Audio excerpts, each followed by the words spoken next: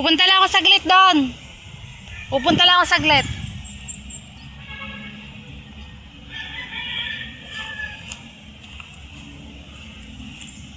Punta tayo sa mga kambing. Konti na lang yung kambing namin.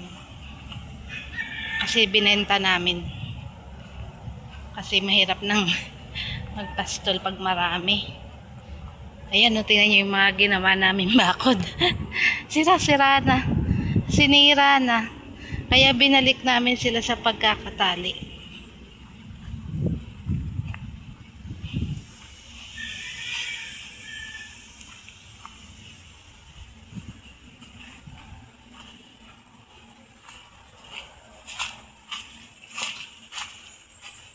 Maraming bunga saging dito.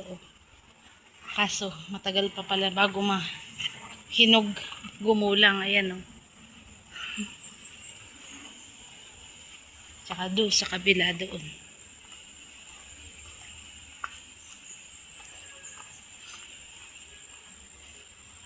Nasisira yung lupa pala kapag pauli-uli yung baka. Kasi merong isang alpas na baka.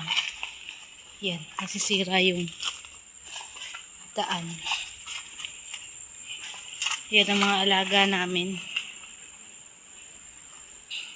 Meron diyang hindi na itali namin kasi pagbukas namin ng kulungan, hindi pala pagbukas.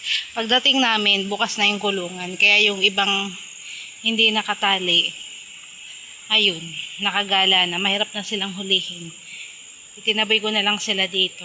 Kasi dito nagpuntahan yung mga nakatali. Yan, dito sila pumunta. Kaya dito ko na sila ipinastol. Yan. Konti na lang, oh. Ayan, oh. Pero may bagong anak. Yung mga ipinanganak noon, na 10 yung bisiro namin noon, nung tag-ulan na yon, nito lumipas na tag-ulan, ay walang natira doon sa bisiro na yun. Buti na lang ngayon, no, may sumunod.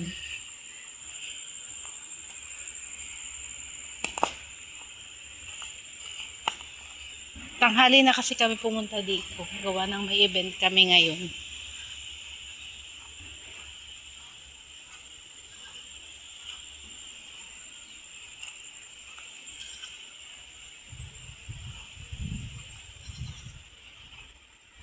Ayan. Ayan ang mga bisiro nagpapahinga.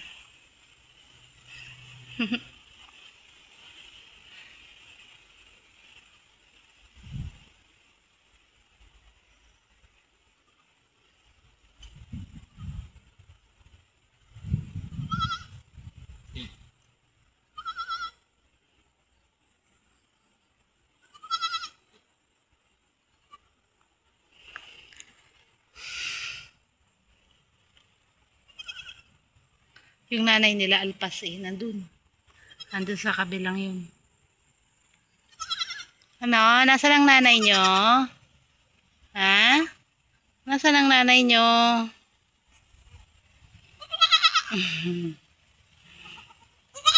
Ay, nagpapakabusog ang inyong nanay at nang kayo itumaba.